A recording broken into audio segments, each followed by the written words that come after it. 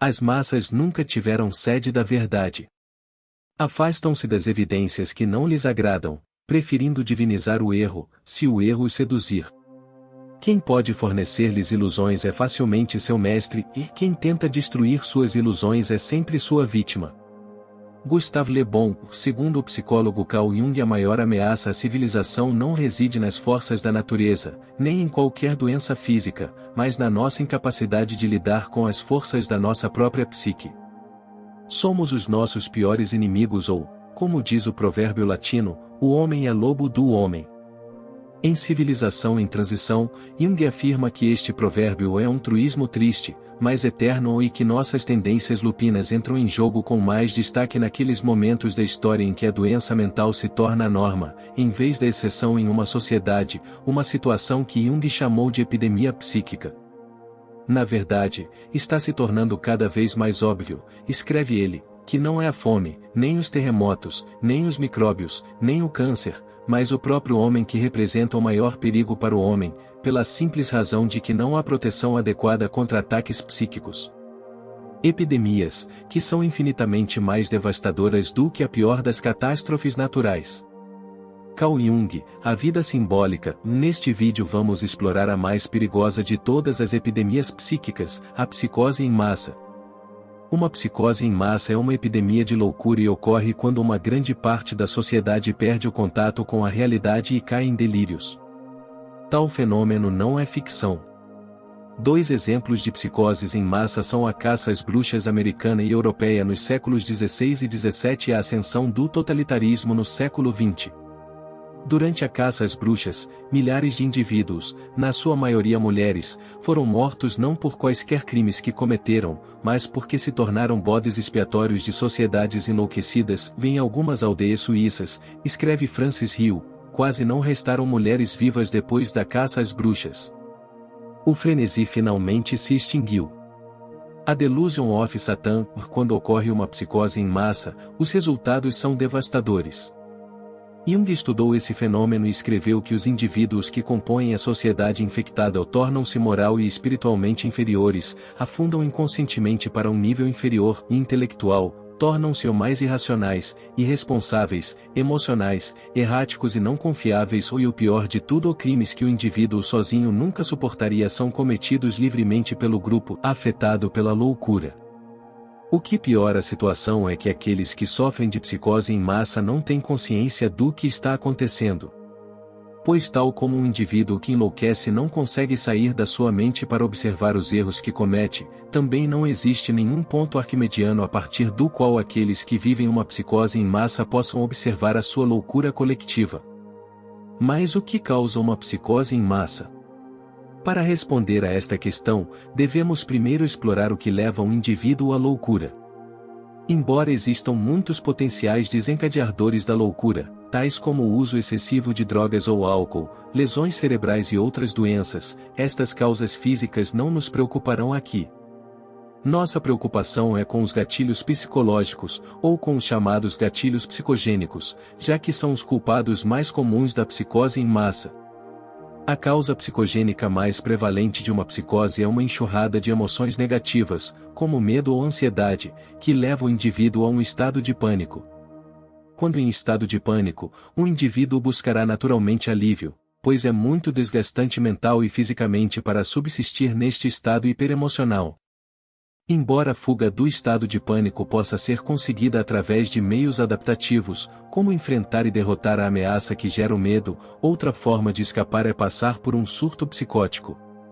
Um surto psicótico não é uma descida a um estado de maior desordem como muitos acreditam, mas uma reordenação do mundo experiencial de alguém que mistura facto e ficção, ou delírios e realidade, de uma forma que ajuda a acabar com os sentimentos de pânico. Silvano Arietti, uma das maiores autoridades em esquizofrenia do século XX, explica os passos psicogênicos que levam à loucura. Em primeiro lugar há a fase do pânico, que quando o paciente começa a perceber as coisas de uma maneira diferente, fica assustado por conta disso, parece confuso e não sabe explicar as coisas estranhas que estão acontecendo. Interpretação da esquizofrenia. O próximo passo é o que Arietti chama de fase de insight psicótico, por meio da qual o indivíduo ou consegue juntar as coisas ou por conceber uma maneira patológica de ver a realidade, que lhe permite explicar suas experiências anormais. O fenômeno é chamado de insight ou porque o paciente finalmente vê significado e relações em suas experiências. Mas o insight é psicótico porque se baseia em delírios e não em formas adaptativas e promotoras de vida de se relacionar com quaisquer ameaças que precipitaram o pânico.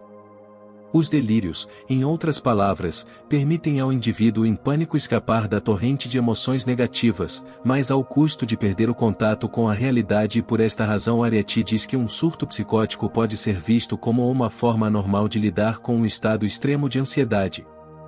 Se uma onda de emoções negativas que desencadeia o pânico, num indivíduo fraco e vulnerável, pode desencadear um surto psicótico, então uma psicose em massa pode resultar quando uma população de indivíduos fracos e vulneráveis é levada a um estado de pânico por ameaças reais, imaginárias, ou fabricado. Mas como os delírios podem assumir muitas formas e a loucura pode manifestar-se de inúmeras maneiras, a forma específica como uma psicose em massa se desenvolve será diferente com base no contexto histórico e cultural da sociedade infectada. Mas na era moderna é a psicose em massa do totalitarismo que parece ser a maior ameaça do totalitarismo, escreve Arthur Versluis, é o fenômeno moderno do poder estatal centralizado total, juntamente com a obliteração dos direitos humanos individuais, e no estado totalizado, há aqueles que estão no poder e há as massas objetificadas, as vítimas. Arthur Versluis, As Novas Inquisições, numa sociedade totalitária, a população é dividida em dois grupos, os governantes e os governados, e ambos os grupos passam por uma transformação patológica. Os governantes são elevados a um status quase divino, que é diametralmente oposto à nossa natureza de seres imperfeitos que são facilmente corrompidos pelo poder. As massas, por outro lado, são transformadas em súditos dependentes destes governantes patológicos e assumem um estatuto psicologicamente regredido e infantil. Hannah Arendt, uma das mais proeminentes estudiosas desta forma de governo do século XX, chamou o totalitarismo de uma tentativa de transformação da própria natureza humana. Mas esta tentativa de transformação apenas transforma mentes sãs em mentes doentes, pois, como escreveu o médico holandês que estudou os efeitos mentais de viver sob o totalitarismo, há de facto muita coisa comparável entre as estranhas reações dos cidadãos do totalitarismo e sua cultura como um todo, por um lado, e as reações do doente esquizofrênico, por outro. The Rape of the Mind, a transformação social que se desenrola sob o totalitarismo é construída e sustentada por delírios. Pois apenas homens e mulheres iludidos regridem ao estatuto infantil de súbditos obedientes e submissos e entregam o controle total das suas vidas a políticos e burocratas. Apenas uma classe dominante iludida acreditará que possui o conhecimento, a sabedoria e a perspicácia para controlar completamente a sociedade de cima para baixo. E só quando estivesse sob o feitiço de ilusões é que alguém acreditaria que uma sociedade composta por governantes sedentos de poder, por um lado, e uma população psicologicamente regredida, por outro, conduzirá a outra coisa senão sofrimento em massa e ruína social. A psicose em massa do totalitarismo foi induzida muitas vezes ao longo da história e, como explica Merleau, é simplesmente uma questão de reorganizar e manipular os sentimentos coletivos da forma adequada. O método geral pelo qual os membros de uma elite dominante podem atingir esse fim é chamado de menticídio, com a etimologia desta palavra sendo um assassinato da mente, e como Merleau explica ainda, o menticídio é um crime antigo contra o ser humano mente e espírito, mas sistematizados novamente. É um sistema organizado de intervenção psicológica e perversão judicial através do qual uma classe dominante pode imprimir os seus próprios pensamentos oportunistas nas mentes daqueles que eles planeiam usar e destruir. The Rape of the Mind, preparar uma população para o crime de menticídio começa com a semeadura do medo, de modo a colocar a população no estado de pânico que a prepara para uma descida às crenças ilusórias de uma psicose. Uma técnica particularmente eficaz para atingir este objetivo é utilizar ondas de terror. Sob esta técnica, a semeadura do medo é escalonada com períodos de calma, mas cada um desses períodos de calma é seguido pela produção de um feitiço de medo ainda mais intenso, e o processo continua, ou como escreve Merleau, cada onda de terror. cria os seus efeitos mais facilmente e após um período de respiração do que aquele que o precedeu, porque as pessoas ainda estão perturbadas pela sua experiência anterior. A moralidade torna-se cada vez mais baixa e os efeitos psicológicos de cada nova campanha de propaganda tornam-se mais fortes, atinge um público já amolecido. Meerlow, embora o medo prepare uma população para o menticídio, o uso de propaganda para espalhar desinformação e promover confusão a respeito da fonte das ameaças e da natureza da crise ajuda a quebrar as mentes das massas. Os funcionários do governo, e os seus lacaios nos meios de comunicação social, podem usar relatórios contraditórios, informações sem sentido e até mentiras flagrantes, pois quanto mais confundem, menos capaz será a população de lidar com a crise e diminuir o seu medo, de uma forma racional e forma adaptativa. A confusão, por outras palavras, aumenta a susceptibilidade de uma descida às ilusões do totalitarismo, ou como explica Meerlow, a lógica pode ser enfrentada com lógica, enquanto a ilógica não pode, confunde aqueles que pensam corretamente. A grande mentira e as bobagens repetidas monotonamente têm mais apelo emocional do que lógica e razão. Enquanto o povo ainda procura um contra-argumento razoável para a primeira mentira, os totalitários podem atacá-lo com outro. The Rape of the Mind. Nunca antes na história existiram meios tão eficazes para manipular uma sociedade para a psicose do totalitarismo. Os smartphones e as redes sociais, a televisão e a internet, tudo em conjunto com bots que espalham propaganda e algoritmos que censuram rapidamente o fluxo de informação indesejada, permitem que aqueles que estão no poder ataquem facilmente as mentes das massas. Além disso, a natureza viciante destas tecnologias significa que muitas pessoas se sujeitam voluntariamente à propaganda da elite dominante com uma frequência notável. A tecnologia moderna, explica Meerlow, ensina o homem a ter como certo o mundo que olha, ele não perde tempo para recuar e refletir. A tecnologia o atrai, deixando-o cair em suas rodas e movimentos. Sem descanso, sem meditação, sem reflexão, sem conversa, e os sentidos estão continuamente sobrecarregados de estímulos. O homem não aprende mais a questionar o seu mundo, a tela lhe oferece respostas prontas. The Rape of the Mind. Mais a mais um passo que os pretensos governantes totalitários podem dar para aumentar a probabilidade de uma psicose totalitária, e este passo é isolar as vítimas e perturbar as interações sociais normais. Quando sozinho e sem interações normais com amigos, familiares e colegas de trabalho, um indivíduo torna-se muito mais suscetível a delírios por vários motivos. Em primeiro lugar, perde o contato com a força corretiva do exemplo positivo. Pois nem todos são enganados pelas maquinações da elite dominante e os indivíduos que percebem a propaganda podem ajudar a libertar outros do ataque menicida.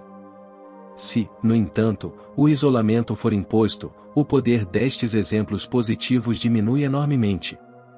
Mas outra razão pela qual o isolamento aumenta a eficácia do menticídio é porque, como muitas outras espécies, os seres humanos são mais facilmente condicionados a novos padrões de pensamento e comportamento quando isolados, ou como explica Meerlow em relação ao trabalho do fisiologista Ivan Pavlov sobre condicionamento comportamental. Pavlov fez outra descoberta significativa: o reflexo condicionado poderia ser desenvolvido mais facilmente num laboratório silencioso, com um mínimo de estímulos perturbadores.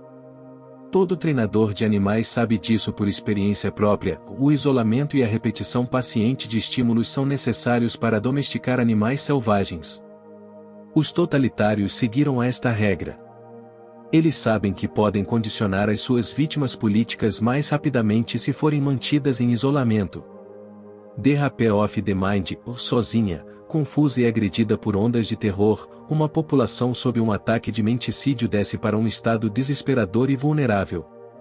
O fluxo interminável de propaganda transforma mentes outrora capazes de pensamento racional em teatros de forças irracionais e com o caos a girar à sua volta, e dentro delas, as massas anseiam por um regresso a um mundo mais ordenado. Os pretensos totalitários podem agora dar o passo decisivo, podem oferecer uma saída e um regresso à ordem num mundo que parece estar a mover-se rapidamente na direção oposta. Mas tudo isto tem um preço. As massas devem renunciar à sua liberdade e ceder o controle de todos os aspectos da vida à elite dominante. Eles devem renunciar à sua capacidade de serem indivíduos autossuficientes, responsáveis pelas suas próprias vidas, e tornarem-se sujeitos submissos e obedientes. As massas, por outras palavras, devem cair nas ilusões da psicose totalitária. Os sistemas totalitários do século XX representam uma espécie de psicose coletiva, escreve o médico Jost Meerloh. Quer seja gradual ou repentinamente, a razão e a decência humana comum já não são possíveis num tal sistema, e existe apenas uma atmosfera generalizada de terror e uma projecção do inimigo, imaginado como estando no nosso meio. Assim, a sociedade se volta contra si mesma, instigada pelas autoridades governantes. Mas a ordem de um mundo totalitário é uma ordem patológica. Ao impor uma conformidade estrita e exigir uma obediência cega dos cidadãos, o totalitarismo livra o mundo da espontaneidade que produz muitas das alegrias da vida e da criatividade que impulsiona a sociedade. O controlo total desta forma de governo, independentemente do nome que lhe seja atribuído e seja governado por cientistas e médicos, políticos e burocratas, ou por um ditador, gera estagnação, destruição e morte em grande escala. E assim, talvez a questão mais importante que o mundo enfrenta é como pode o totalitarismo ser evitado?